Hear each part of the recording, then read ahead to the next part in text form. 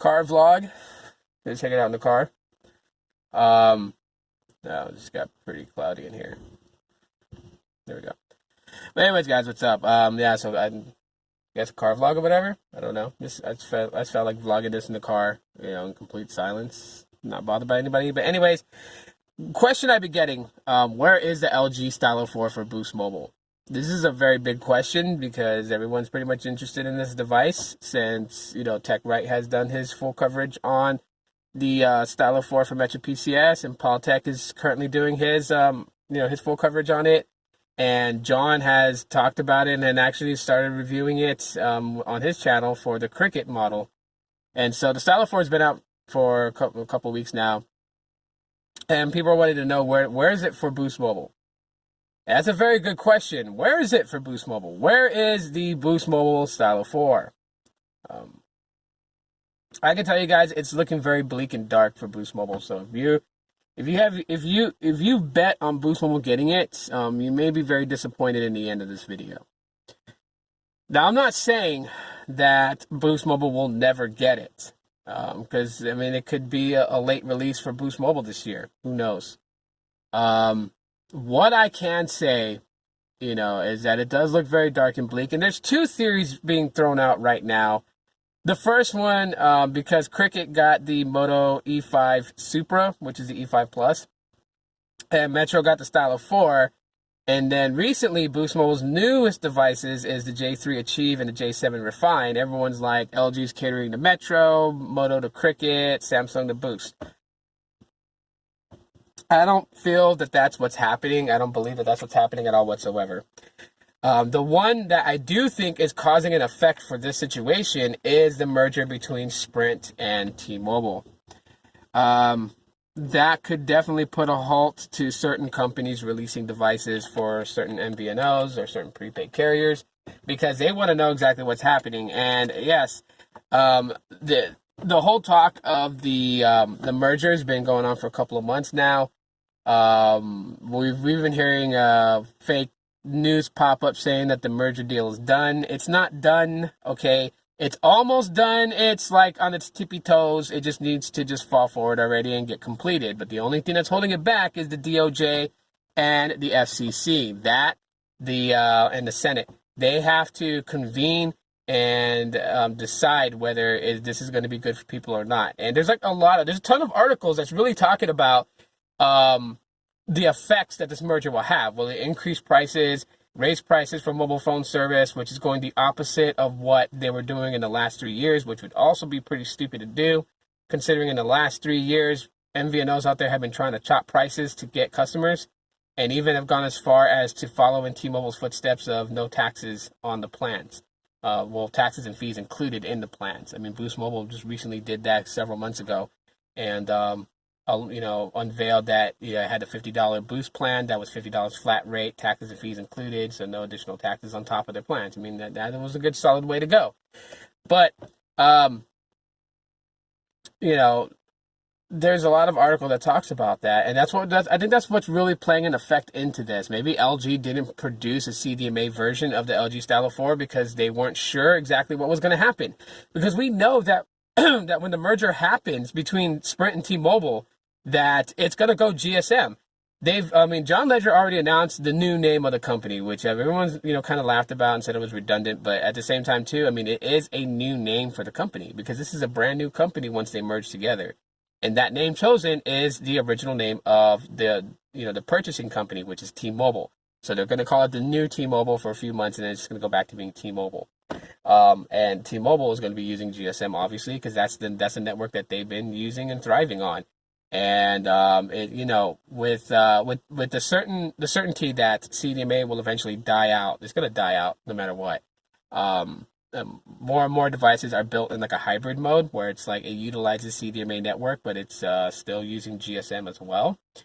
And that's why you can see certain devices like the Galaxy S7, S8 being able to, unlock it from Boost Mobile and take it to T-Mobile and then work on T-Mobile because it supports those bands. The device supports the bands of those two carriers. This is the reason why you can definitely see it works. You can see it with Project Fi.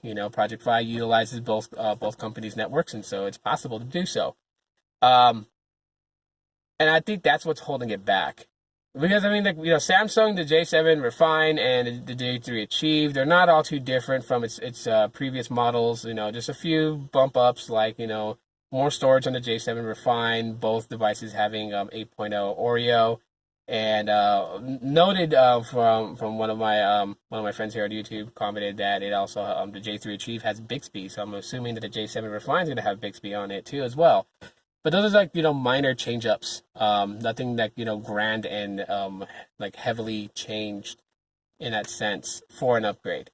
But I mean, Samsung is known to just go ahead and put out devices. I mean, if you look at Samsung's catalog of phones, your jaw will drop on how many phones they release a year, how many different model types there is. I mean, Samsung has a freaking army of devices out there. Every year, they always pump out an army of devices. That doesn't change. So, for me to sit there and say that all OEMs are weary about the merger, Samsung's not, because I mean they pump out devices like nothing. LG is a different thing though.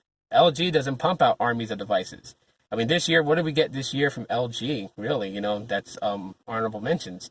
The G7 ThinQ, and the V30, and I think the V35 LG devices that you can name off the top of your head. That's for this year, and the Stylo 4. So, would LG not produce a CDMA version for Boost Mobile because it's waiting on a decision for whether the merger is going to happen with T-Mobile and Sprint? Absolutely. Why mass produce something and use money, your own money, to build something that you may not receive a profit back in? That makes it smart business sense, right? I'm not going to produce a product for a company that may go out. And I'm not, and yes, I hate to say that there's a strong possibility that when the merger completes, that Boost Mobile will just be a thing of the past. It'll be on the mantle along with the name of Sprint. I mean, who knows? Boost Mobile carries a very heavy heavy weight to the name.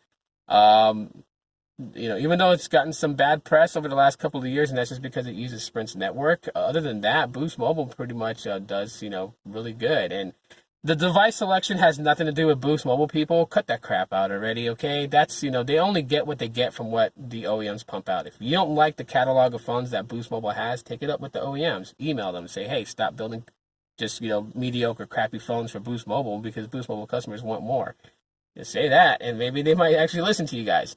But Boost Mobile has been around for the longest time, from the days of Chirp. When Chirp was something, when it was running on IDEN Network, which was Nextel. Boost Mobile was around for that time, for that journey. So Boost Mobile carries a lot of weight to its name. It's a well-recognized prepaid company. When you go out there, you could throw a shoe in the crowd and hit someone in the crowd of people and ask them to name you 3 prepaid companies. I guarantee you they're going to name Boost Mobile, Cricket, and Metro PCS. Those 3 names are going to pop up no matter what. So Boost Mobile carries a lot of weight to its name. So what I think could happen with the merger, if the merger happens and Boost Mobile, what's the fate of Boost Mobile? I think Boost Mobile will have to go its own way.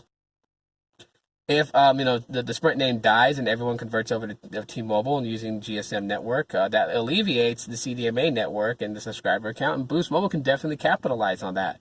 They definitely could, in licensing and fees paying, to T-Mobile, because T-Mobile will own that network, could still continue to operate as an MVNO.